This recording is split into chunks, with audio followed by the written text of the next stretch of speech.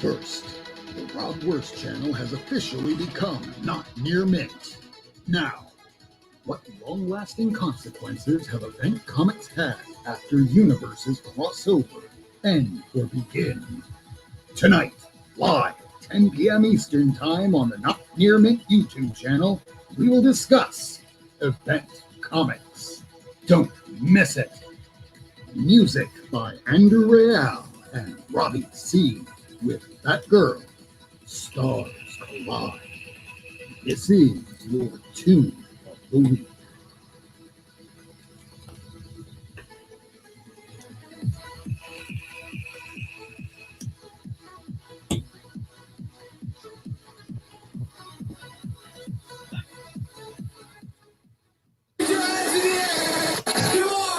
Shall we begin?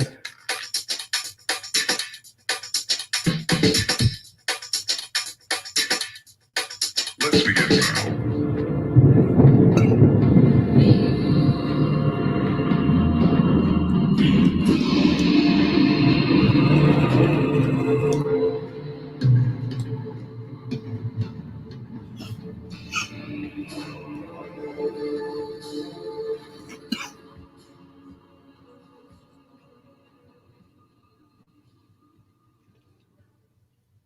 Welcome to Not Near Mint, everybody. This is the 37th episode of a long-running YouTube series. I'd like to thank you all for joining us today. My name is Rob Worst, and we are joined today by our co-host Miracleman, Lady Fantastic, as well as Comics on the Mind, because if you're here, you know you have some comics on the mind.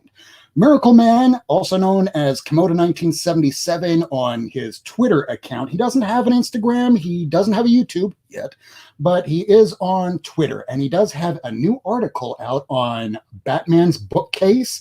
You can go check that out now. It's about the breaking of the bat. Lady Fantastic and some of the Not Near Mint crew will be also holding an auction on her YouTube channel this Friday. Possibly at 8 p.m. We're still working out some of the details. And Mind Shift, he is on Instagram, but you know him better as Comics on the Mind here.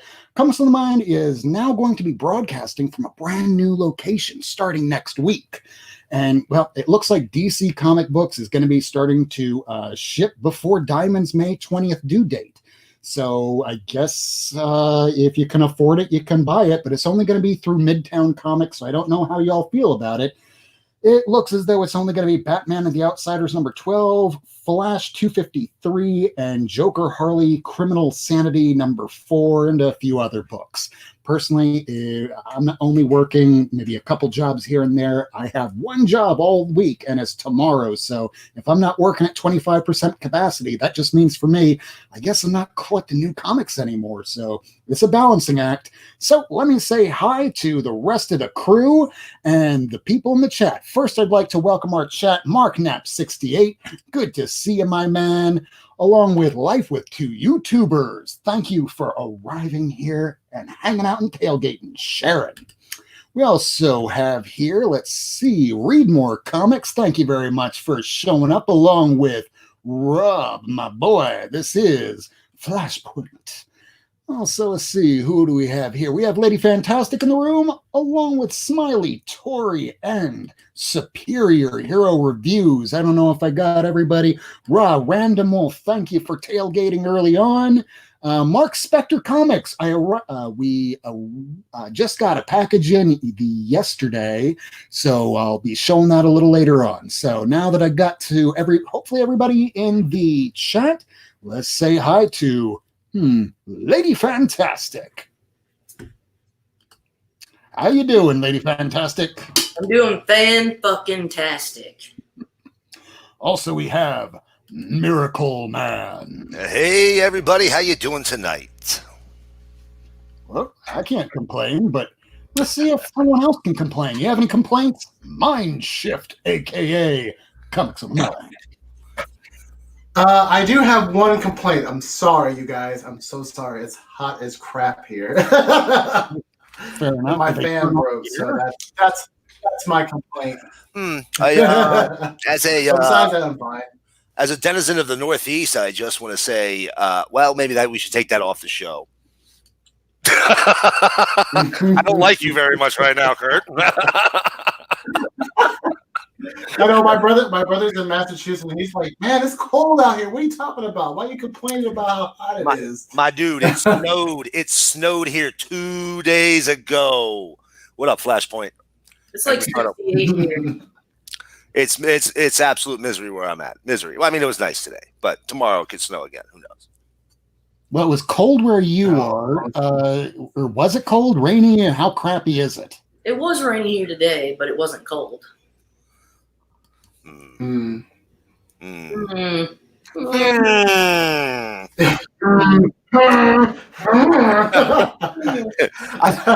Maybe you shouldn't have put up that "we're here to help you keep you sane" while we were all doing that.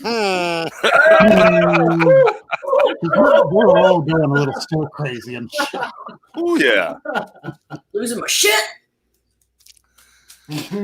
So did anybody go out and get new comics today? I didn't get anything because there isn't anything new, and I was spending all the time that I had today finishing up that intro that you guys saw at the very beginning. That intro was, and I'm so sorry, I should have said this right off the bat, but that intro was fan-freaking-tastic. I just want to say thank you very much, Rob. Fantastic intro. Really appreciate you updating that for us, and giving us equal billing right across the top. Although, as far as I'm concerned, it's always the Rob Worst show. So, but there were new comics today, actually. There were. You got new books. 5 new comics. Oh God, let's see. Let's blow you up. Let's see what you got. Well, I didn't get 5 new comics. The only new comic I got, and you know what? Now that I've said that, I'm scrambling to find it. The only new comic that I got was actually a reprint that came out today for Nightwing number 70. Oh, okay. Oh, wow. Second printing came out today. Now here's the thing. So a good friend of mine owns a comic shop. I think I've talked about that before. And he cued me in that DC doesn't care when you sell them. So if you get them Tuesday, it doesn't matter that street date is until Wednesday. You can sell them on Tuesday. So I actually picked that bad boy up yesterday. Now, I did get other new comics. They weren't new, but they were new to me. But this is the only new shipped book that I got this week. They did have part of the other 5. One of them was the 80-page giant or 100-page giant. It was a reprint. The Walmart reprint that the shops got theirs in. There's a couple other odd books. I think this week was really just them testing to see if the distribution system held up and got books out, and apparently it did. I haven't heard any issues so far. So, but I have other books. Do you want me to show you the other books? Yes. All right, I'll show you the other books. Yeah. First, Or I mean, if you're gonna twist my arm. So I got myself, as you can see here, some gorgeous Lady Death books. Now, I had a really good deal where I got myself 46 Lady Death books for $40. These Lady Death books span the entire history from the days of Chaos. Several of her earlier appearances leading right up to the Armageddon of the original Chaos universe. Just look at that. Just gorgeous. It's gorgeous art. This cover, dude. I love that cover. Obviously falling into a bad place. But, I don't know if you know this, but Chaos, after Chaos folded, Polito took Lady Death to cross-gen. There's a cross-gen series. That should be 2 cross-gen series. I do have some of those. That was the only publisher not included in the books I picked up. Because there's the Chaos run. Here's a good chunk of the Avatar run. And, he took it to Avatar first.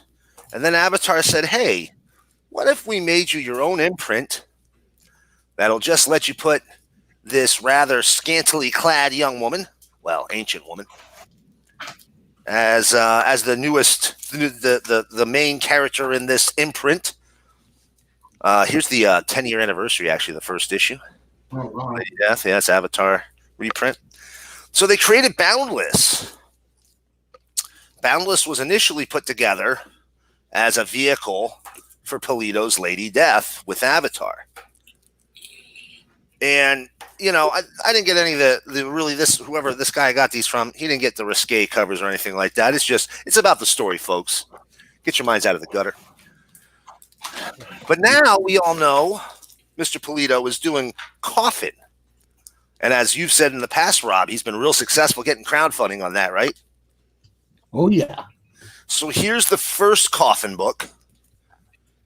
That's Chaos Rules.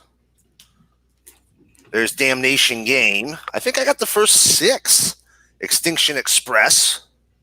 I don't even know what that is, but it's gorgeous. This one here, I've never quite loved the color red as much as I've loved it there. And then that's it. But that's a heck of a lot of books for $40, right? I'd say so. Yeah, I was pretty happy. And so that was a pretty good score. That was a local seller. Guy was just moving through some books. I got those Bomb Queen books from him not too long ago, if you remember those. But I also stopped at a local store and got some cool stuff.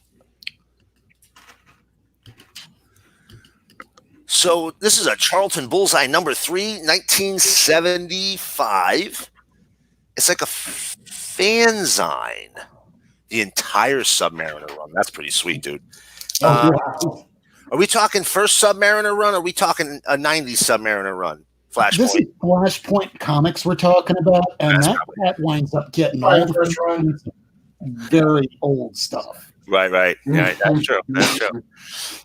So it's probably 1 through 72. Yeah. Right. So this here is basically kind of like the Charlton's advertisement. They did a bunch of ads for the new books, photos of the staff, some original stories and art. Cool little pickup, man. I got this for only like $6. Badass little back cover. And then this here, man, I can't tell you what. I got to put it in a different bag. I hate this bullet here. So this is Heroes Presents Canon, 15 center. I think we all have books that have like those old stickers. If we still have stuff bagged and boarded from 20, 30 years ago, we all have books like that. Exactly. Yeah. So that's Heroes Inc. This is a Wally Wood. It's 68, I think it was. Maybe 69. 69. Wally Wood, Steve Ditko. It's the only issue of this book. There's more canon, but this is the only issue of this book. I was really happy to find that, man. I've been looking for this for years. I'm a big Wally Wood guy. That glare is horrible. And this is her brother. People have asked me, see Dragonella, the dragon, not her pimp, her brother. That's her brother. Okay. And then this one here I was really happy to find. A little bit more expensive. Yeah. Marvel 2-in-1 number 1. Issue 1. Nice. 12 bucks. They don't come up often. They really don't. That's the first time I think I've seen one with somebody that I know with their hands on it. Yeah. Yeah. I don't see them very often. I mean, first of all, it's Thing, and then it's Man Thing, so it's 2 things in one. Lots of things. A lot of things happening. A lot of things are happening. Now that Marvel 2-in-1 is cool. I'm a big fan. I've been trying to finish the Marvel 2-in-1 run, but this one here might have actually made me a little bit more excited, believe it or not. Fantagraphics. Nice. Yeah, one of the Hernandez brothers. This is so everybody knows Love and Rockets, right? Oh yeah. Yes, Life with 2 YouTubers. Definitely not her pimp. This is the one of the spin-off titles from the Love and Rockets creators. It's kind of a little Cadillacs and dinosaurs. and Love and Rockets characters. It's a weird book, man. It's only 3 issues. I have the first one. I was really happy to find the second one here. That one to me was a really good grab. I was excited about that. And then last but not least, a little bit of an obscurity here, right? Like after I showed mechanics. This is from Epic Comics. The Olympians. Now, you might ask, so what? It's just a weird superhero comic nobody's ever heard of. I'm unfamiliar. Is it Dan Stevens? Yeah, same here. What do you see in that name right down there at the bottom? McFarlane? Yeah. Oh my God. It says Todd McFarlane. What did he do? The inking? He did the cover with Chalner there. I believe it's Chalner's pencils with McFarlane's inks. Yeah, because it doesn't look like McFarlane's actual pencils by far, but Right. inks, yeah, I can see it. Yep. Yeah, this one. I've been looking for this one. There's only 2 issues for this book. It's a British super team that's sponsored by the British government. It's a little tongue in cheek, you know, but it's told by it's told by a real Englishman, so I'm sure it's all very accurate. So, what's that? Yeah, I was excited to find this one here. It's kind of like a Justice League, just not, maybe a little bit of Avengers thrown in there. But definitely recommend, if you run across this book, pick it up because it is definitely worth a read, if nothing else. Plus, how can you beat something where McFarlane did the cover and he's not even really getting top billing? I mean, look, the other guy's name kind of comes first. So that is cut off. Right. My box is bigger than your box. Right.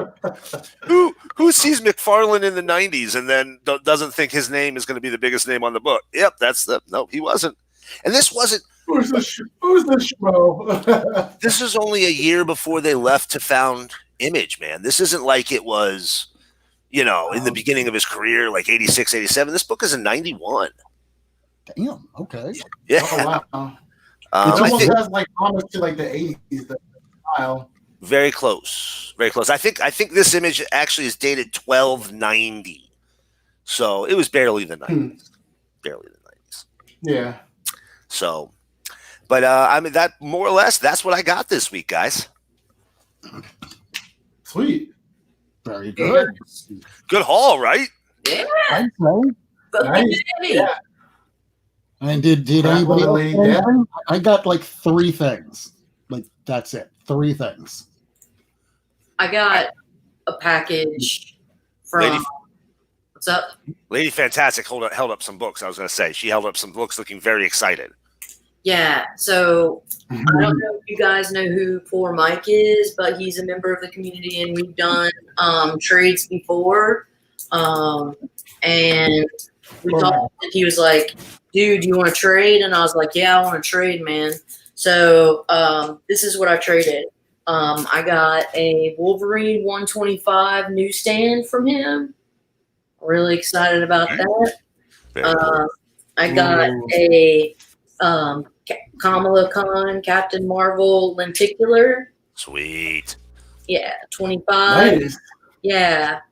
I got this Thor 352. Beta Ray Bill on the cover. And he threw in these 2 for extra. He threw in Thor 450. Badass. And Thor 460.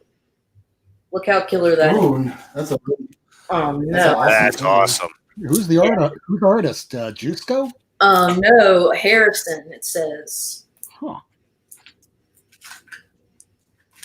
Sexual chocolate. I actually think that's how Marvel lists it in their database. Sexual chocolate, I'm pretty sure. The 460 sexual chocolate issue. I'll be honest, if they made a chocolate bar out out of Thor or a Thor chocolate bar to look like that, I would eat it every day. I probably would too. There you go. Fair enough.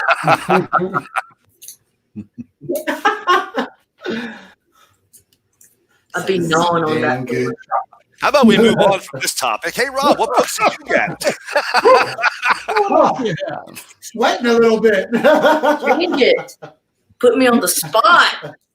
No. I don't mean to put you on the spot.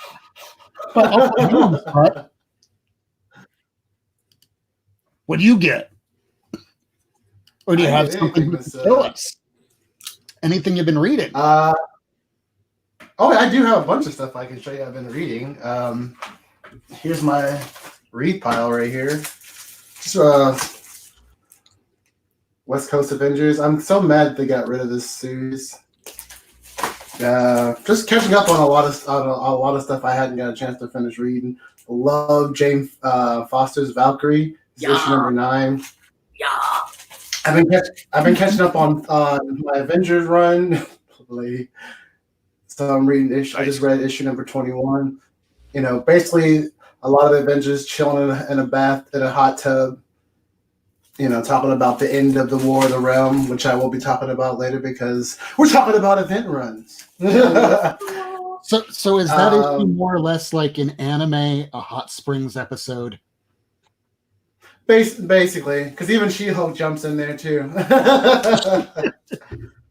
So it was hilarious. But I was reading all the stuff leading up to one of my favorite runs. Hey, Spider-Man. what was that issue with him throwing the balls? What issue number was that? Because those balls had reflections. Turn back like 2. Issue. The Spider-Man. Oh, with you talking about these ones? background. Yeah. Oh, this is 697. Is that like a reflection?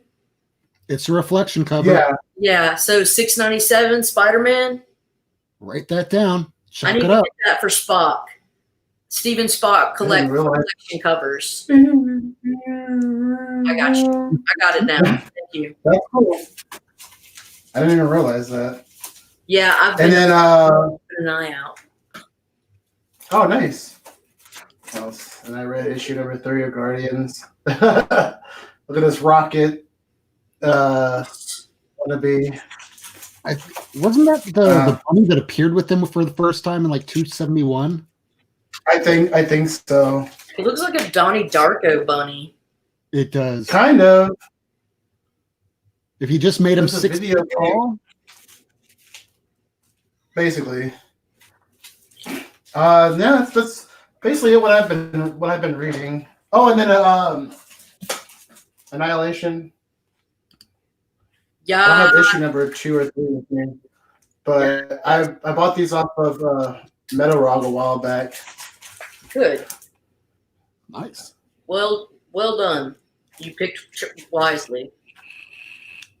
I need issue number 4. That was the only one that didn't come with it, so I'm gonna hunt that one down so I can read the whole. $20. That should not be that hard. I think I know it. Well, is it like a key issue? They're just harder to Is it find. like a big key? Okay. Oh no, not It was like sure. 2005. That might be the one with Thanos on the cover. Yeah, I Go think ahead. so. I think so. Yeah. I don't know how large the print run was on that series. Now, I only have 3 things to show and a package that I got from Mark Spector. I hope he's still in the chat room right now. And let's see what I can Already go opened ahead it? and show. Did you already Well, I zipped it open, so this way it would be a lot easier, and I'm not wasting a whole lot of time because we're 25 minutes in already, and I want to start talking about some events. Oh, So- Spock says he's already got it. Well, that's what they No. you find it now. But at least now you know now not to get that one. All right, so I guess what's in the briefcase, huh? I have a briefcase over here, so pop this little baby open. Love how there's a little light that kind of shines in here, but it's just my phone. Turn that off. least I was looking for it. Now I found it. So I guess we'll go ahead and put this right back here, and I'll switch the camera around so we can take a look at that. So opening up the briefcase. Oh, what is this I see? Oh, nice. This is the first appearance of Bullseye. This I picked up from Miami Fresh Comics. You can find him on Instagram, and he had a claim sale this past Sunday. I did a little commercial for that I posted on my Instagram and Twitter. Picked this up for a nice good amount, and you can still contact him through his Instagram if there's anything that you're looking for, because this guy has everything. So pick that up. Oh, take a look at this. Oh, I also picked up a... Huh. It's the first appearance of, I guess this is Cable. Yeah, he had this in his warehouse. What? He just going, well, I had like a whole bunch of these, so that's why I can blow them out, because for me, they were like $10 just a few years ago. Yeah. Don't mind if I do. Oh, and what you think it is? Newsstand copy. The big guns are out. Big boys. Yeah, but you can see a little bit of a spine roll that can wind up getting out pretty easy. Hey, Two Gun Pedro. Rufo is in the house. Good to see him. Man. Pew, pew, Two Gun. All right, let's move that away. And these are the books that I wound up getting because, well, they were at a good price, and I was hoping I was getting another paycheck. I have a job tomorrow at 11 o'clock, and I just let Rufo know, so now we can talk later about that tomorrow in the morning. It's at 11 o'clock. So those were the only books I got. Oh, yes, one more thing. Let's see here what I got. Yeah. I got a little package here, didn't I? And for the people that don't know, I did change my name. I changed my my everything. So if you've been looking at me at Rob Worst on Instagram or RobWorst_NNM, I am now just not near Mint. For YouTube, we are just not near Mint. Pretty easy, right? I didn't want to confuse people by keeping the name Rob Worst. And it was Monday, 2:30 in the morning. Why not? I make all my best decisions at the middle of the night, right? So this is some breaking news. Rob did receive an A-OK from Mark Spector. The story behind this is as follows. So I was on Z's channel, I believe, last weekend, and it was middle of the night, and Mark Spector's going, so I got a package, and I'll give away some books if y'all can figure out what I got. So I go, well, I can't figure out what's in a package without like a hint. So he goes, all right, so it's a spec book. It's older and might be in a movie. And I just say, it's Strange Tales 169. Fuck you, Rob. So as it turned out, I guessed right. And he sent me some books. I always love it when people reply with "fuck you."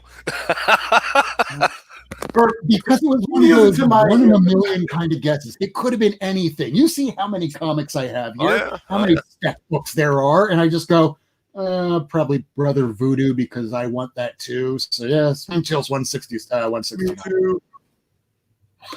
So these are the books I got. All right. And he packed them pretty nicely in a nice Gemini case. Thank you so much, Mark Spector Comics. Go sub him up. He is on Instagram as well. So blue tape, always got to like the blue tape. And let's see what's inside here. Oh, I even opened them perfectly because I can just open it like this.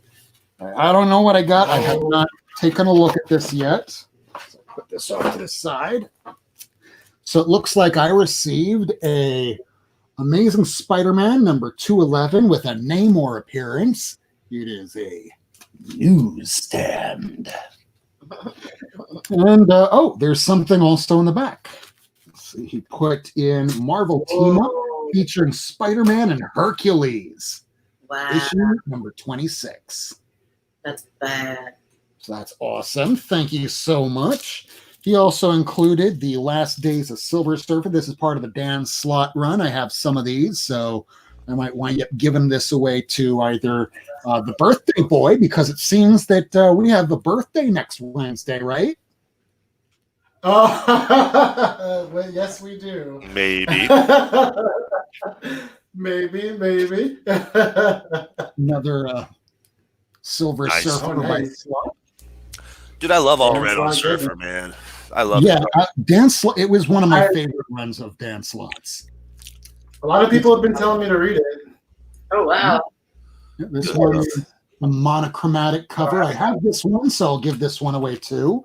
This along with Howard the Duck number 6. Some Oh Steve- my Nice. goodness. I love I'm that starting to Duck, put man. together some Howard the Duck, so definitely thank you. Oh, this is nice. So I'm gonna rebag and board everything, but this is Oh, Nice. Oh, Scotty Sky goodness. silk. too cute. That is a beautiful cover. I don't have that one in the collection. We might have to do a trade for that one day. You want it? Happy birthday. It's yours. That's so sweet. Oh, this is the gem. This is the gem right here. Oh, yeah, Oh, look at that. goodness. No way. No way. DC Universe. Wow. Second print, low print run. Oh my God, this is wow. I've been looking for these kind of DC Universe covers for a while. It's Comic Tom that put me on the map of these ones here, saying, yeah, these were low print Batmans in a run where no one gave a crap about these books. Well, I want them then because I'm a huge Batman fan. Look at the Batman I have up there. Well, that's what I'm keeping. Sorry. All right, this one is one that I definitely have. What was that? Just a laugh. This is the variant of Venom. This is the first She-Venom on the cover. Nice. Oh, nice. First She-Venom of 2099. So that one I have. I'll give that one away too. This one is another one where I have this as well. I thank Die, you Die, again. Die. This is Die, Die, Die, number 1 by Robert Kirkman. This was one of those books that was released as a, hey, by the way, surprise, I know you didn't order this, but here they are. And anybody that was wanting Kirkman back at the time, good luck with that. So now it's a little easier to get. Yeah. It was actually a pretty good series. Violent as hell, Yeah. but if you're into Kirkman, you know what you're getting yourself into. Oh, I and kind of like, I didn't. what? Ooh, nice. That's great. I Love love that book. cover. Same That here. run was That's a fantastic. run. I want to work on that run. I have a couple of here and there, but that's Dude, that run starts off with, like, you know, every run of Moon Knight starts off with him crazy. And I'm a low-key Moon Knight guy. I've been collecting Moon Knight. I don't really talk about him a lot, but I've been collecting Moon Knight almost all along. I dropped out in the 90s because Marvel in the 90s did nothing for me. But I always dug Moon Knight. And so on the recent series, the last couple of series they did, I was right there picking them up. And that one starts off with him lunatic level crazy and really doesn't back down at any point. Like, he is off the wall batty. To be fair, the writer himself was going crazy too. Oh, there's that. If anyone's watched Neon Genesis Evangelion, the creator Yes, oh my himself gosh. went fucking crazy towards the end of the Oh, series. it makes sense then. Because that was a fucking crazy ending. For those that didn't watch Neon Genesis Evangelion, it's an anime series from the mid-90s or so. And it's about this kid, Shinji Ikari, that's a little kid. I think he's 14 years old. He pilots a mecha because only 14-year-olds can do it, because society is gone. It's been obliterated by these angels, because angels are these like Godzilla-sized monsters that just eradicate society. So it sounds like a typical anime, right? Until the character he doesn't feel a sense of belonging. Why am I here? Why was I chosen for this? He's just really a whiny, crying bitch. But as the series goes on, it just gets deeper and darker until the last 2 episodes when the director ran out of budget and he lost his goddamn mind. You don't entirely know what's going on, but by the time it ends, you go, I don't know what I just watched there, but I'm pretty sure it's a masterpiece. And he redid the ending twice. That's one of those animes that every one of my friends who's like, oh man, you got to watch this. You got to watch this. Every one of them recommends that one. And still to this day, I have not watched that film. Well, don't do it on Netflix because they butchered the music. I heard that. Unless they just replaced all the music. So you're not watching it. It's in its original form. It's kind of like going back and watching the original Blade Runner, knowing that there's the director's cut out there. Right. What's the point? Yeah, I think it's on Funimation, I think, but that's only if you like anime like I do. So if you put a crazy person on a book, I'm going to want to read that shit. It's just too bad that I found out at issue 200 that he was an actual crazy person because I'm... Smell their own. Yeah. Rufo wants the Howard the Duck. If you want it, it's yours.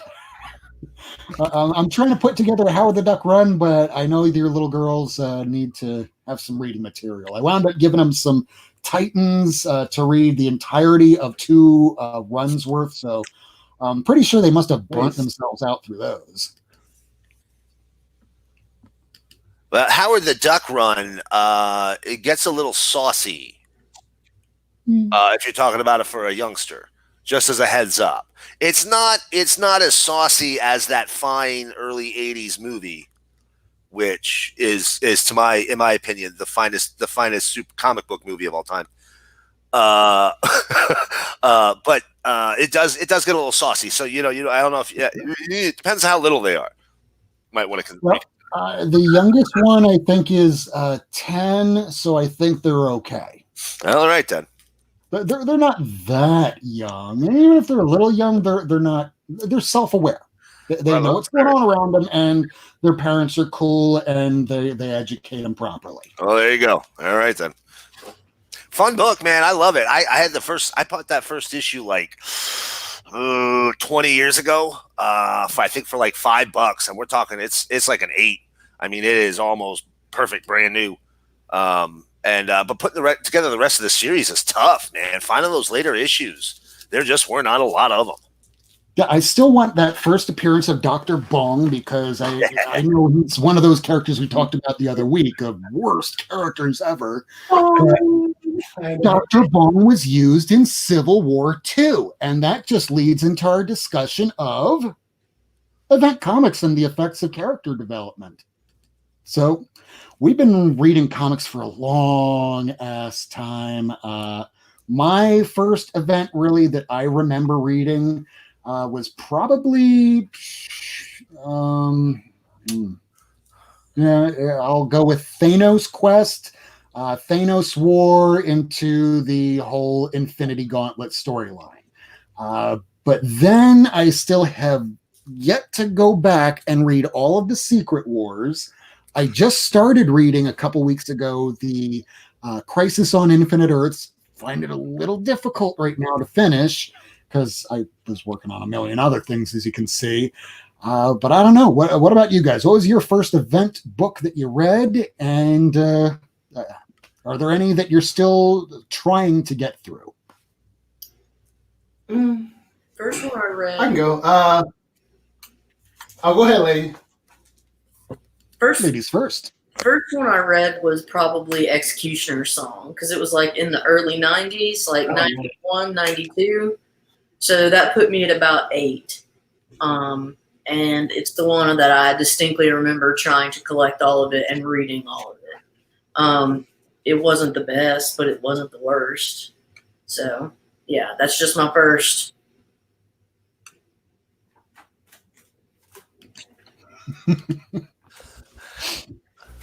My comics on the mind because he wasn't paying attention right there. What was your first? What's your first? It was your first. Who was my first? That My you can first was remember. See, I didn't start collecting like you guys. So, well, I mean, so like when I got into modern day books, a couple years ago, this was one of my first like event series that I got into. One of my favorite, Original Sin. Good one. Yeah. Who killed the Watcher? What happened? Who you watching? Who was it that killed I the love- Watcher again? Was it Nick Fury? It was Nick Fury. Nick Fury, right? Yeah. Yeah. I'm sorry, it was white old Nick Fury. Right. Yeah. Right. Gotcha. Yeah. Yeah. Hey, Tacoma. But Sam?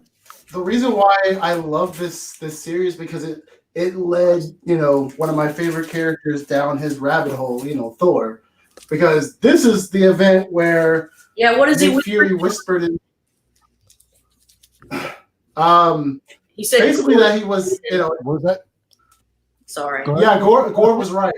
Yeah, Gore was right. Gore was right. Yeah. So it was. I don't know if I showed that. I have two of those issues, I think. I read that Original Sin as well, and I hate to admit it, but Original Sin was a series that I got to the last issue and didn't pick it up, and I didn't buy it till like 2 years later. So I had no idea how that story ended for like 2 years, and honestly, and I really liked the premise to begin with because you had that eye villain. What's that eyeball villain? Yeah. Oh, the orb. The I love orb. him. Yeah. Oh, he's like great. You talk about a character that's been affected. He's insane now after that.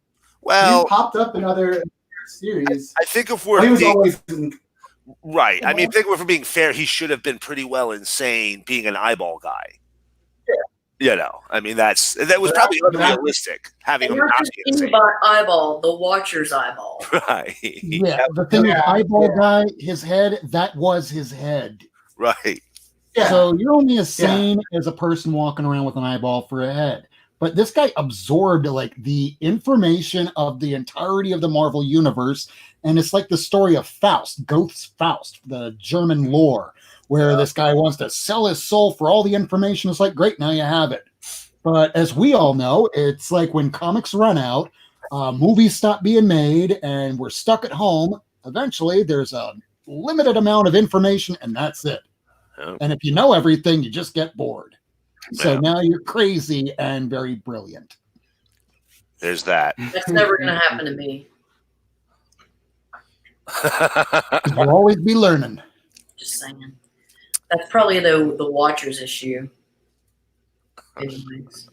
I have no doubt. I mean, think about it. He lives on the moon. He can't hang out with any of the people he's watching. The rest of his species lives in different dimensional planes. I mean, he's lonely. He sees everything. He knows everything. If you were the Watcher, if I was the Watcher, I would go batshit nutty within like a week and a half, man. I'd go to a bar and tell the bartender everything. I'd be like, but I cannot. Right.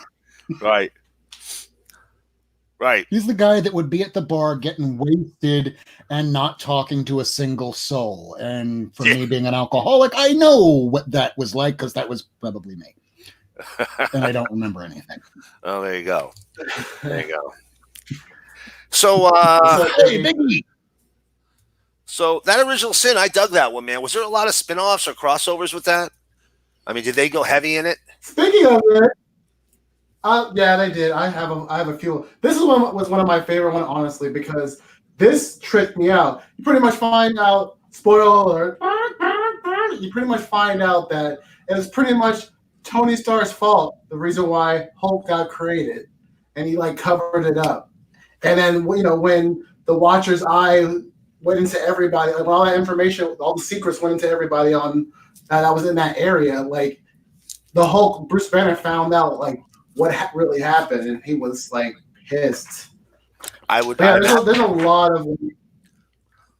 Here's Mighty Avengers, the new all new Invaders. Nice. Original Sin.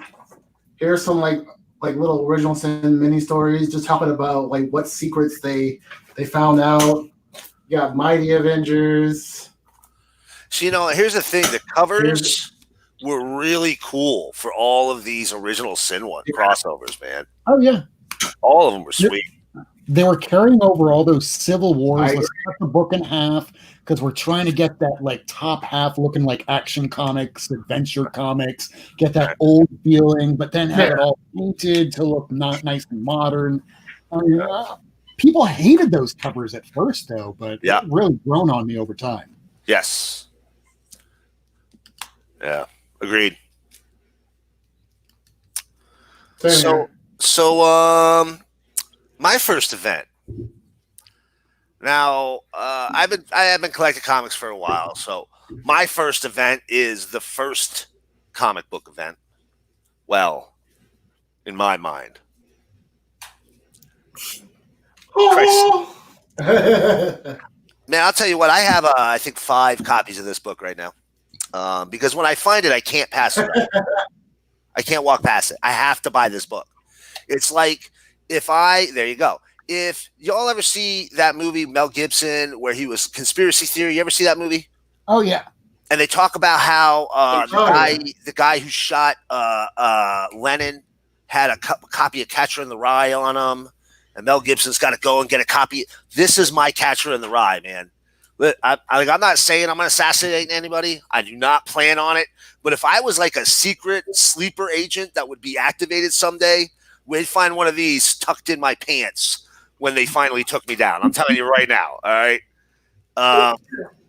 And listen, I get it. Reading it at today's level, I get how difficult this entire series is for people. You know, I was deeply into DC at the time.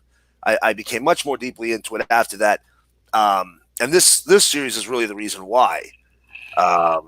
It presented so much stuff that as a kid I just didn't understand.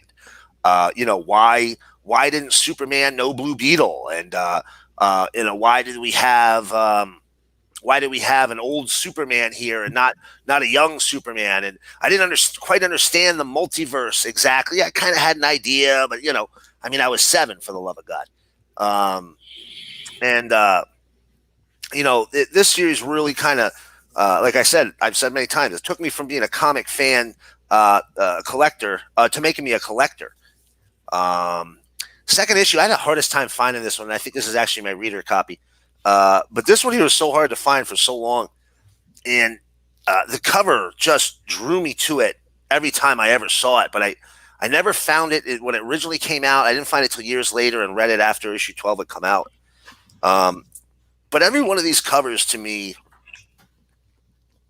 every one of these covers conveys some very deep emotion to me, because this is that book that really made me love comics. I mean, to this day, this cover right here with the Earth 1, Earth 2 split down the middle, I can sit and look at this cover all day long, man. As ridiculous as that sounds, I miss the pre-crisis continuity. I do. I've been reading comics long enough to appreciate where it was before then. Here's that beautiful sign by George Perez, number 7. You know, but so much happened. You know, you bring in the Earth 4 characters. You bring in, you kill Supergirl. You kill Flash. You kill off. That you have to read. That's a book, man.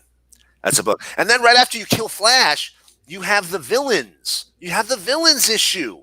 Dude, I'm telling you what, this villains issue is the best villains issue of any book ever, period. Hands down. Nothing comes near it. All the super villains that are left team up and split up amongst this. I don't want to ruin it because you haven't read it yet. It's a killer book. Everybody gets put into another universe. No one remembers anything, and we hit the reset button like on a Nintendo game. Well, that happens after this one. Here's number 10, where they reset the universe, and in number 11, they're all in one shared universe. What you see here, right up top, is Earth 2 Flash, Earth 2 Superman, trying to use the cosmic treadmill of Earth 1's Barry Allen to return to Earth 2 and finding nothing but a black hole. Here you find Wonder Woman of Earth 2 going to Paradise Island, and there's Wonder Woman of Earth 1. It's her Paradise Island. Here you see the Robin and Huntress of Earth 2, basically being explained to how their Batman never existed. Every issue is a powerhouse issue, in my opinion. There's not a single panel or page that I would change in any way, shape, or form. It's so detailed and complex. I mean, it's Marv Wolfman and George Perez and Jerry Ordway. Like, can you get a better... In 1986, could you put together a better team of creators? You know, and all three of them. I mean, first of all, Jerry Ordway, I don't know if people realize just how much Jerry Ordway knows about the greater DC lore. But there's a couple of guys that are at the top of the game. Jerry Ordway, Roy Thomas, Jeff Johns. You know, those are guys that know they literally bleed DC. Denny O'Neil, but he was editor at the time. Right. And you know what? Denny O'Neil, top. I still say those three names I said, still higher than Dick Giordano, Julius Schwartz, Kurt Swan. Those three names are so they know DC continuity so well that nobody touches them. There's stuff they know about that. You know, I consider myself a hardcore DC guy. There's stuff that I learn from them every time I read one of their books. So, question from Biggie: wasn't there a Battle of the Gods in DC? I remember a Battle of the Gods, but I know that right after this they spun out George Perez's Wonder Woman. But where did War of the Gods fit in and all that? War of the Gods didn't come out. That actually came out near the end of Ostrander's Suicide Squad. So we're probably talking 89, 90. That was like a good 4 years, 5 years after. Oh yeah, good jump of time after. Great event. The Suicide Squad crossover is fantastic because Grant Morrison is killed in it. Yeah, Jurgens was still a little new. Yeah. Yes, Jurgens was. If you ever read that Suicide Squad crossover with War of the Gods, they pull in one of the Animal Man characters, and it's the writer, which is the DC Universe incarnation of Grant Morrison. And he's in Suicide Squad. Yes, he's in Suicide Squad. He's got a laptop strapped to his chest, and he's typing as he goes. And whatever he types, that's what happens. But when he runs into writer's block, all of a sudden he's killed. It's so funny, man. And Perez, Perez did the art chores on that series. That was a great series.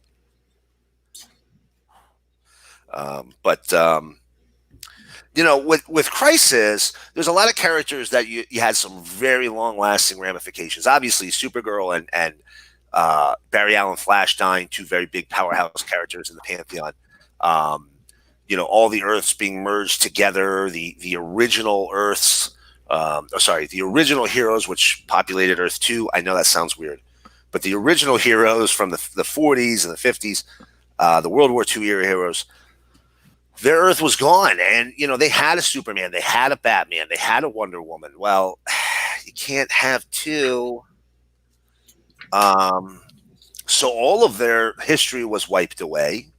Earth 2 Superman right here ends this series in issue 12 by going off into what is presumed to be heaven at the time.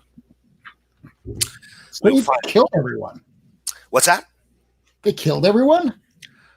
The Earth, well, they just ceased to exist. The Earth 2 characters?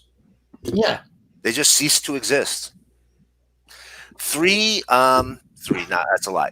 It's really the three big names. It's your Wonder Woman, Superman, Batman. So what happens with Superman is, as far as he knows, as of right here, Earth 2 is gone. His Lois Lane, which he had married sometime before, was gone. His Daily Star, he didn't work at the Daily Planet, he worked at the Daily Star. Daily Star was gone. Jimmy and his family, everybody was gone. And at the end of issue 12 here, he leaves with Alexander Luthor and Superboy from Earth Prime to a heaven-like world that they get through a portal that Alex Luthor opens up. But we find out many years later that's not exactly what happened. So what happened? Dun, dun, dun. Dun, dun, dun. Well, is anybody here familiar with a little series called Infinite Crisis? Yes. Yeah. Superboy punches the hole in the universe. Oh, baby, you know it is. And he's back. Oh, and You know it is. Listen, so here's Infinite Crisis. Now, I will say right off the bat, that is an incredibly dumb premise. But here's what happened. Here's what led up to Infinite Crisis. So when DC does a crisis, just a little meta commentary here. When DC does a crisis, the real reason is because their writers have screwed up continuity so bad they need to clean it up. correct. That's what it comes down to, man. And then, after a little while, they're like, well, we can do events with this. But really, that's the point. And leading up to Infinite Crisis, you started getting new stuff. You had a brand new Doom Patrol that had never existed before. Different things that were happening. And you find out the reason all that stuff was changing and all these things were happening is because Superboy of Earth Prime, Superman of Earth 2, and Alex Luthor never died. They didn't go to heaven. They went to... Oh, they were stuck. They were stuck in a limbo dimension, forced to watch as the DC universe they sacrificed their lives for had all these horrible things happen to it. Batman getting his back broken, Superman dying from Doomsday, Max Lord shooting my man Ted Cord. They kept looking at all these things that happened. They said, we saved the wrong world. We should have saved Earth 2. We should have saved Earth 1, they didn't save Earth 1, but it was primarily Earth 1 when they were done with it. And they break out with the desire to recreate the crisis and push all of the Earths back out into separate Earths. Now they tell Earth 2 Superman, who's punching New Earth Superman out, they tell him, we're going to save Earth 2. Of course, they're not going to, because it turns out that Superboy Prime and Alex Luthor are actually villains. I actually love this cover. You can't see it real well, but it's their faces are in the red shards. Oh, yeah. And it's a cool cover. Now, listen, I'm going to say right off the bat, I get what people don't like about this series. I love that cover, though. I get what people don't like about it. Some frustrating aspects.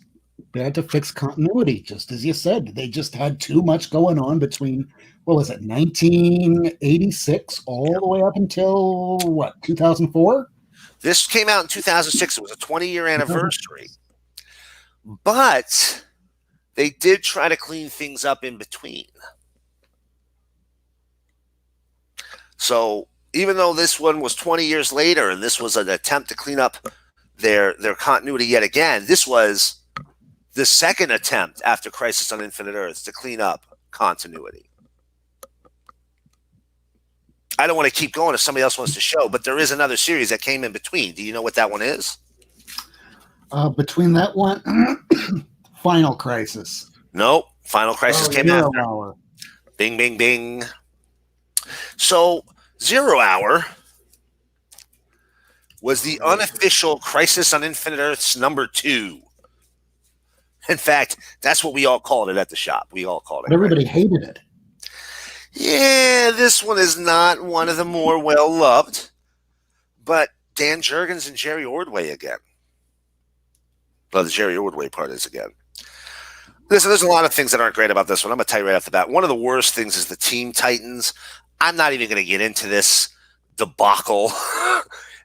It ended up being a fun series after the fact, but essentially it's Teen Titans in the future right here.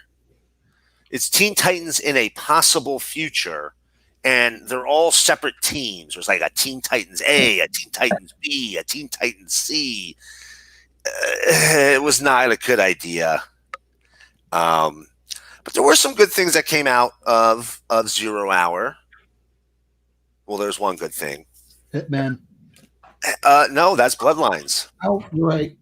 I don't know why I keep confusing those two. Best thing to come out of Zero Hour was Starman. Robinson. Yeah. I mean, we also got Fate and Manhunter and kind of Sovereign 7, although that wasn't exactly a Zero Hour spinoff. Came out around the same time. Those all sucked. Starman is one of the best DC series of all time. That's what I hear. I was almost on the verge of getting it, and then I got a girlfriend in my 20s, and that didn't happen. Hey, man, that was, you probably made the best choice. Probably. I mean, to be fair, right around that same time, I was also planning on working on my first run of X-Men, but then that happened too. So, yeah, don't date. It interrupts you buying comics. Well, you know, Crisis on Infinite Earths, it was that first event, a really big event that crossed over everything. You had Secret Wars, which started like I think 8 months before, 6 months before. It wasn't long. Maybe it was only 4 months before. And before that, you had Contest of Champions, which was kind of a mini event, kind of.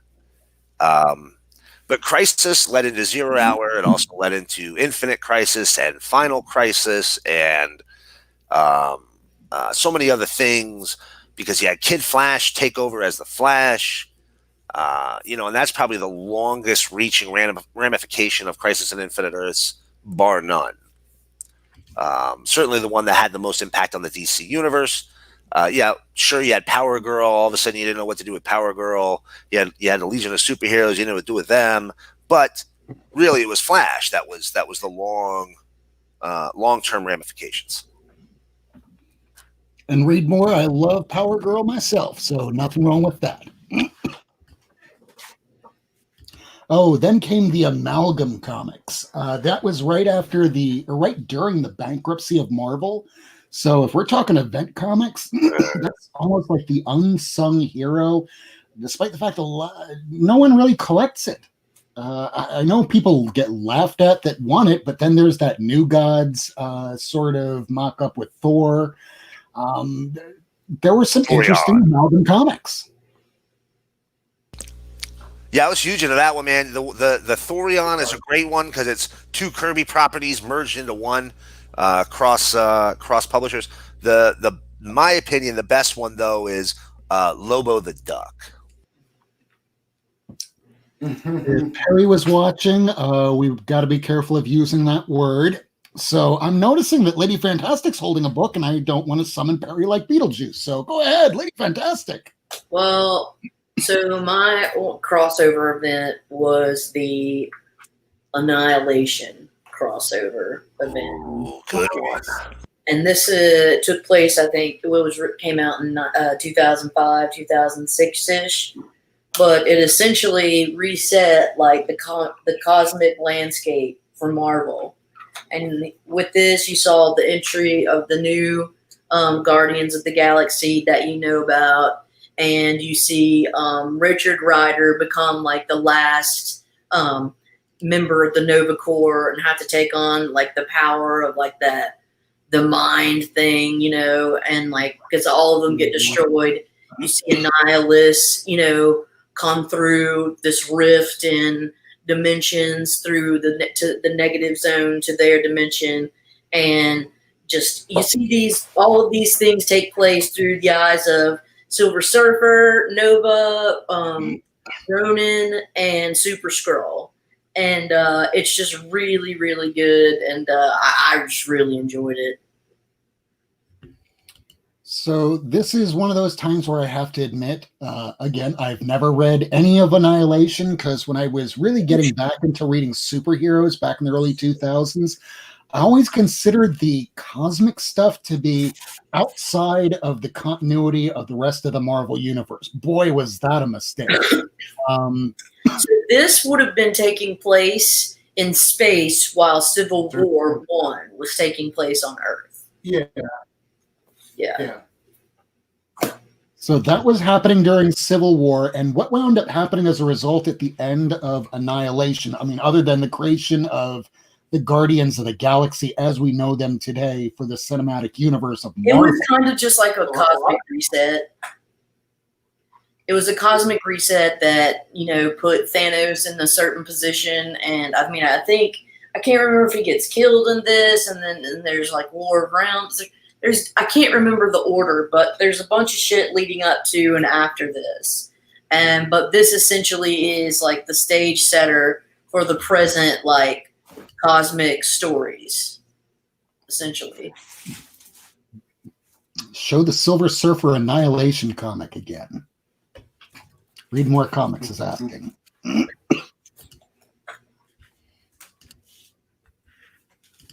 There it is. Nice.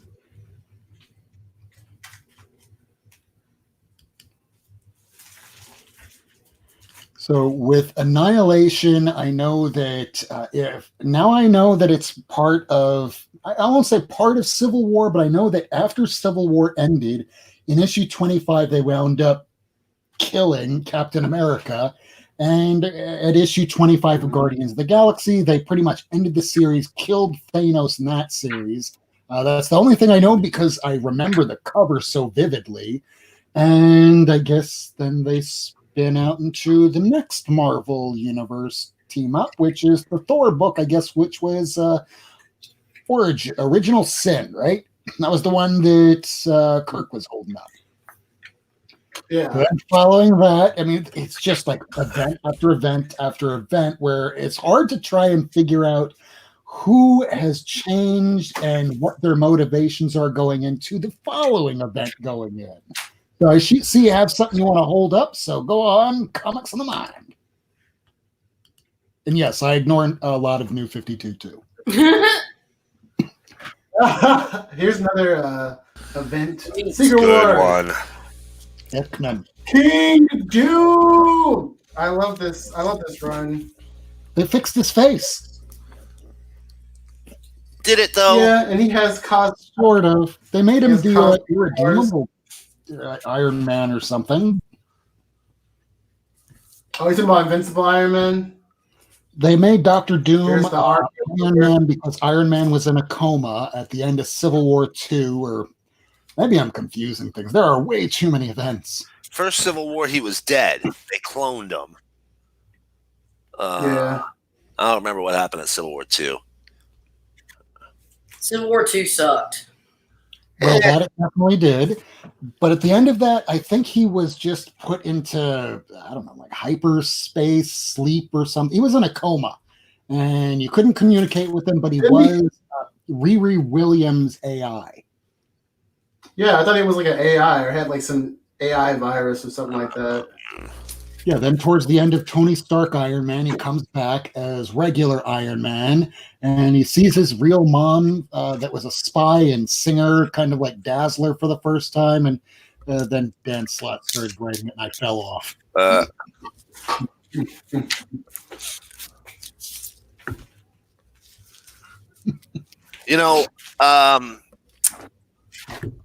DC has a lot of their crises series. But the best one, and I know Flashpoint's here, and he may cuss at me for this, but in my mind, the best event in recent memory from DC has been the Blackest Night series. Jeff Johns, Ivan Rice. Any of you guys collect this one? I read every issue, all the tie-ins, and Sinestro, Larfleeze, all of them that was tied into it. It was Jeff Johns at the pinnacle best. Absolute, hands down, finest best. Absolutely. Yep, there you go. Beautiful books. I love the Superman Batman crossover. That's a good one. I loved how they brought back Dead series. They brought back one more issue of Starman, one more issue of Phantom Stranger, and somebody was listening to the video. And the best part about this one is that it was in that post-crisis, pre-New 52 DC lore, and it was deep into it. It was 2010, 2009 is when it started.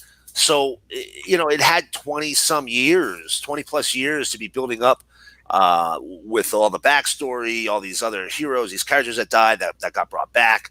And I think this was probably the best one they've done. They did Brightest Day after that, which was it was okay, but nowhere near as enjoyable as Blackest Night was. To me, this is, if you're going to do any of the modern ones, I like Dark Knight's Metal very much.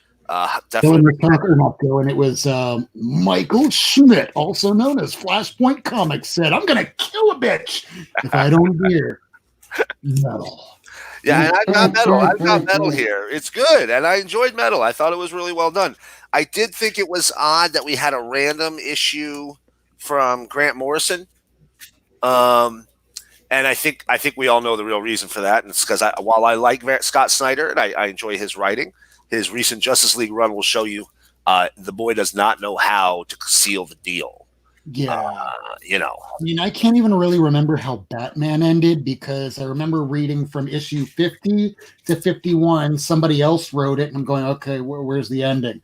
Oh, issue 50 was the ending. Really? Yeah. Okay. Technically, the ending was Last Night on God, or Last Night on Earth, or something like that. Was technically the ending of the Snyder run on Batman, and that came out just a few months back, right? I mean, really, that's 6 months ago.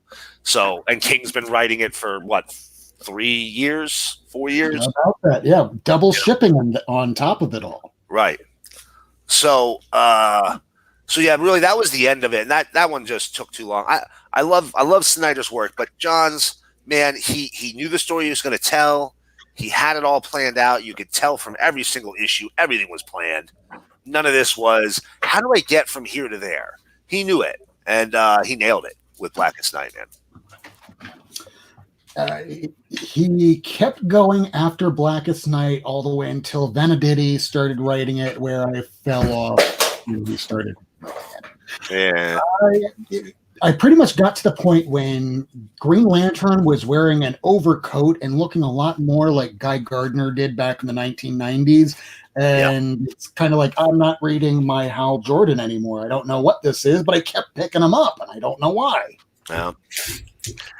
Now, Blackest Night, does anybody know where Blackest Night started?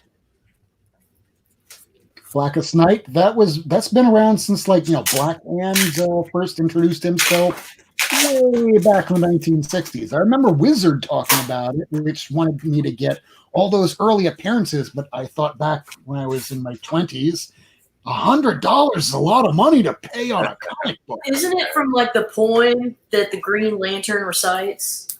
So yes, the Blackest, you have your, the oath that they say, but the Blackest Night story itself was very nice one. That's a good one.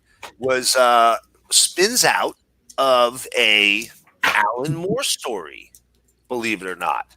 Oh yeah, the Mogo. What is it? Mogo doesn't speak, or Mogo doesn't socialize. So that was his first. That was when he created Mogo. I think that's 184 or something like that. But in the Green Lantern Corps, Tales of the Green Lantern Corps Annual number 2 here, you have a story by Mr. Alan Moore. And in this story, this is Abin Sur right here in the front. This is the guy who gave Hal Jordan his ring. And in this story,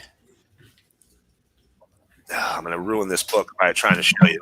In this story, Abin Sur goes to the planet Ismalt, which becomes much more important in the Jeff Johns run. And he runs into this demon that's crucified. And this demon starts telling him all kinds of stories. And he tells him the story about how he's going to die. 10 years before he dies, he tells him he's going to die. Your ring's going to fail you. But don't worry, Hal Jordan's going to replace you, so that's going to be good. But then he starts telling him about the death of the Green Lantern Corps. Right here, there's your first appearance of So Damn Yat, who is the Daxamite Green Lantern. The only reason that character was created was so that Alan Moore could write the word sodomy in a comic book. Pretty much. Wow. True story. Yeah. Here's the thing. So this story was very much just a very simple, for the most part, throwaway story. Nobody really paid a lot of attention to it. Sure, it some bits and pieces of it were kind of added into the lore, but when John's got a hold of the Green Lantern property and was allowed to revitalize it, he decided, and he had to have decided this early because he was building this from very early on. He decided that he was going to use a lot of that Alan Moore story. And there is really precious little there. But he took that 8-page story or that 10-page story, whatever it was, and really kind of made it as the basis of his GL run, and then the entire basis of the Blackest Night. He certainly added a lot, a Neron and Black Hand. I mean, all that stuff. He added tons. The lanterns of the Skittles lanterns or whatever you call them there. He really added a lot to it. But it all comes back down to this basically throwaway story that Alan Moore wrote so that he could put sodomy in a DC comic. Sounds fair. Well, you got to do what you got to do. No disagreement there. This is your tip of the week, everybody. If you are a comic book writer and you want to throw in some word that your author doesn't want you to put in there, or your editor doesn't want to put in there, just title it with part of the name here, part of the name there, and everything's golden, apparently, according to the world of Alan Moore. Back to you, Miracleman. I'll be honest with you. If whatever Alan Moore says, I'm pretty much down with. He could say anything in a comic book, and I would enjoy reading it. The one exception I have of any of his books that I don't enjoy is that Fashion Beast. That one there, I finished it, but God, by the end of it, I was like, why am I still reading this book? Even Providence had some positives to it, even though I hated that one too. That had more positives to it, but yeah, long story short, man, if you're gonna pick up one of the recent ones, again, Dark Knights, Metal, great miniseries. But like I said, Snyder, he has a hard time pulling out the close, man. Blackest Night was so well planned that you could read straight through it, not even being a big DC person, and just be pulled right into it. You'll be able to follow right along, no problem. So. Now, we're about to start coming up to next month when they're supposed to be starting back again with new comics. We've been hearing that perhaps DC Comics might wind up selling the license to print with Marvel just because DC and Warner's not making enough money. What event would draw you, all of us, to come back for a new Comic Book Wednesday, day one? Here's the rollout again. Just what was it? Batman and the Outsiders number 12, Flash 753, Joker, Harley, Criminals. There's no events really that's going to be dropping. There's nothing being talked about it. What would draw you in for an event that could actually help a character at this point? What character is in dire need of some attention? I mean, other than Naomi.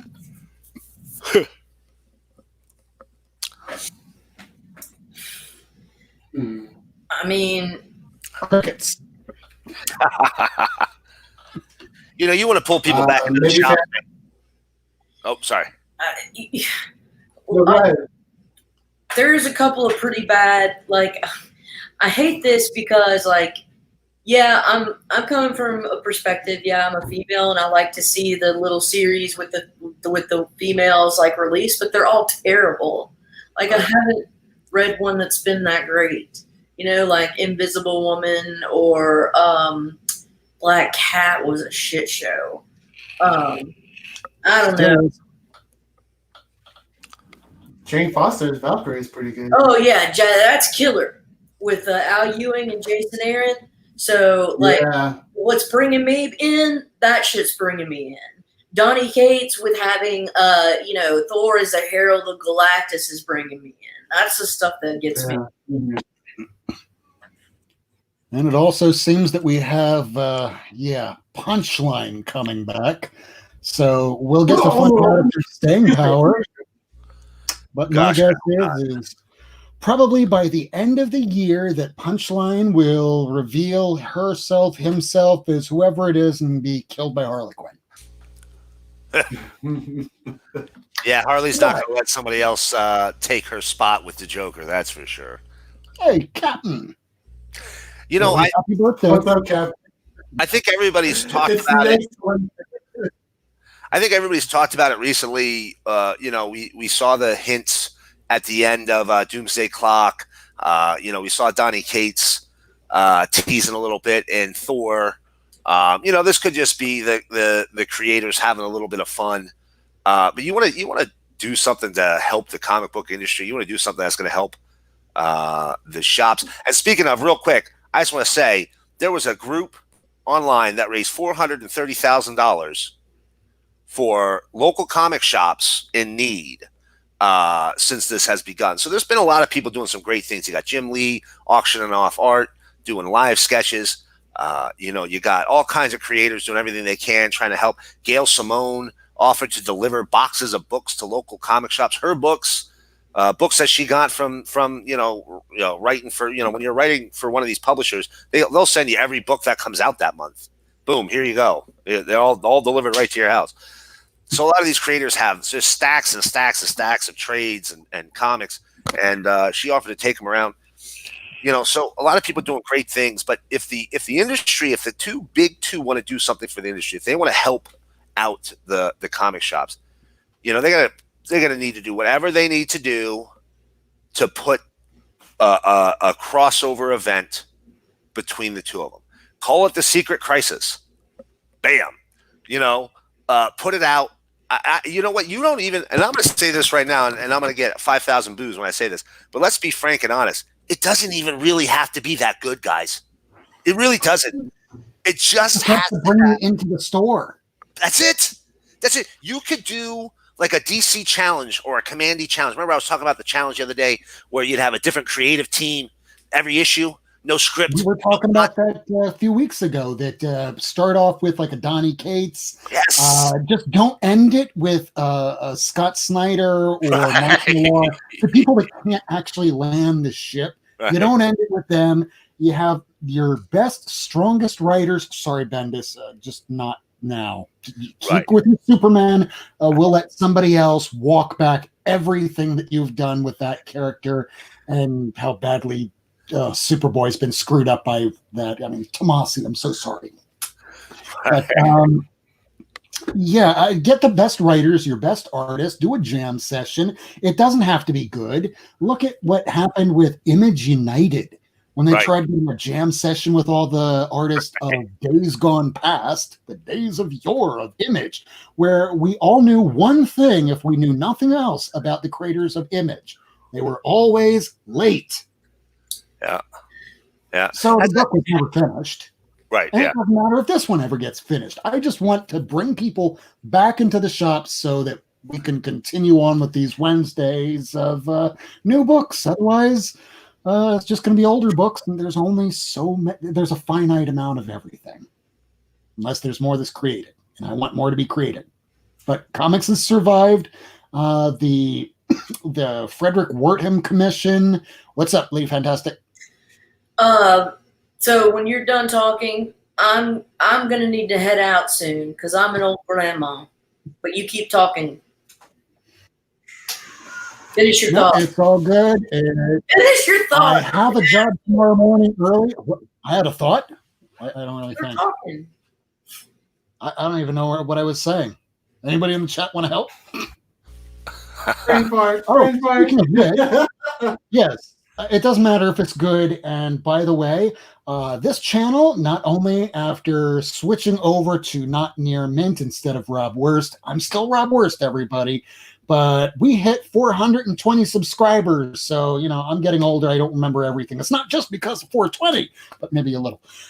So let's go around the room because there's so many events.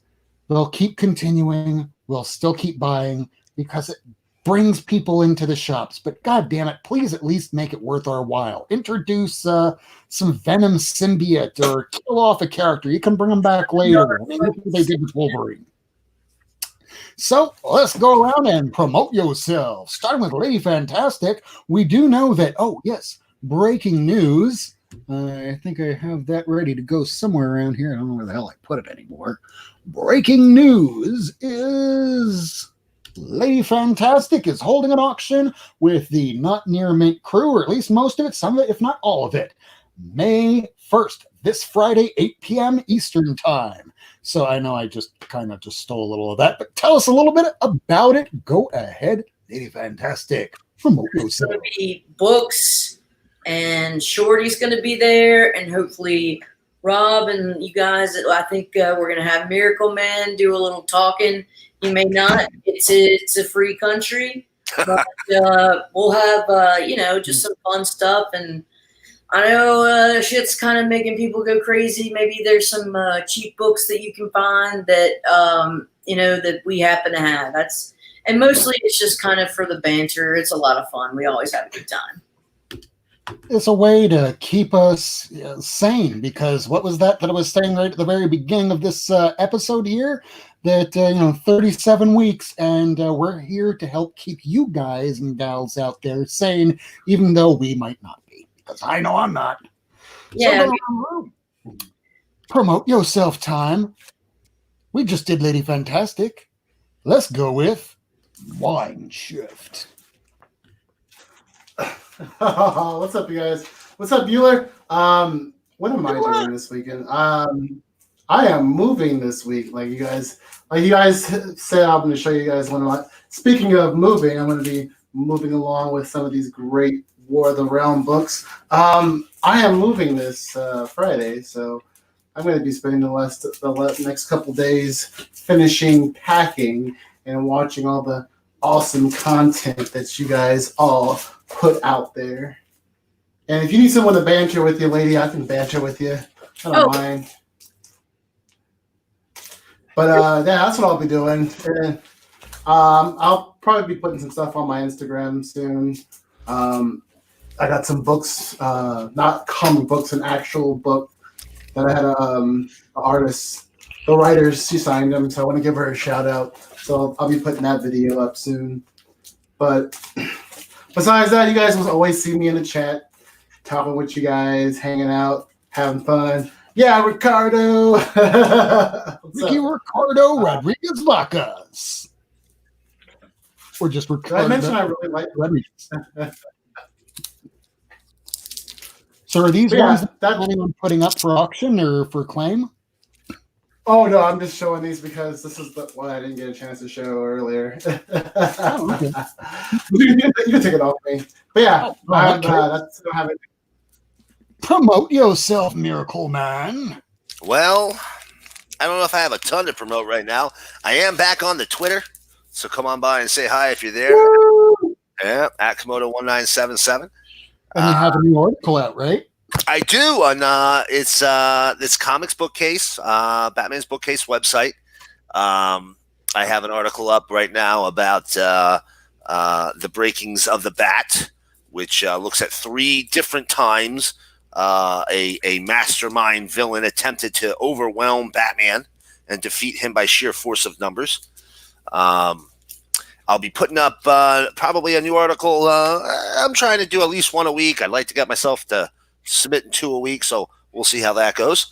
But you can come by and take a look at that. Got a few up there already. One that breaks down all the Doom Patrol appearances pretty much ever.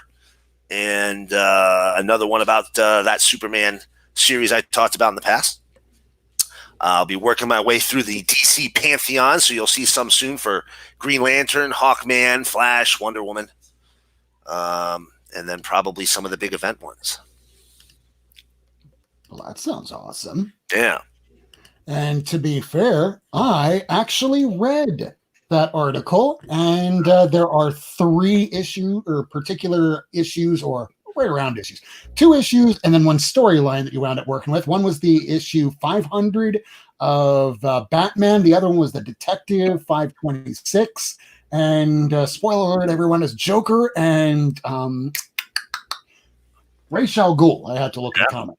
Yeah. So with both of those times, it looks like once Bane finally got around to going ahead to giving the bat his money's worth, he relied on everything that he watched beforehand. It's kind of like me being a court reporter and waiting for a job. I observe everything and then I make my move. But I'm not a lawyer, so I don't actually have a move to make. Yeah, pretty much. I mean, that's basically how it went down. Everybody's very familiar with the Nightfall storyline, and really all he did was rip off Ra's al Ghul and the Joker / Killer Croc. He just did a better job. He did it better. He waited to wear him out, and when Bane walked into that cave, he was fresh. Oh yeah. And speaking of fresh, this is the Not Near Mint crew. I want to thank everybody that's tuned in for the live, for everybody that has watched the replay. Thank you so much for watching us. And perhaps we should, I don't know, say, well, I think I should probably advertise a little for myself. So I'm going to just say, thank you all for watching. My name's Rob Worst. You can find me on Twitter, still at Rob Worst. You can find me on Instagram. I'm going to have to change that because it's no longer Rob Worst _NNM. It is just Not Near Mint. So I'll fix that for next time. Meanwhile, sub each other up, smash that like, hit subscribe, and hit that bell for notifications. So meanwhile, I'm going to go ahead and share what I thought that I already had up here. And because I knocked it down and I suck so bad, there it is. So thank you all, and hope you all have a great evening. Good night. Not everybody. Shall we begin?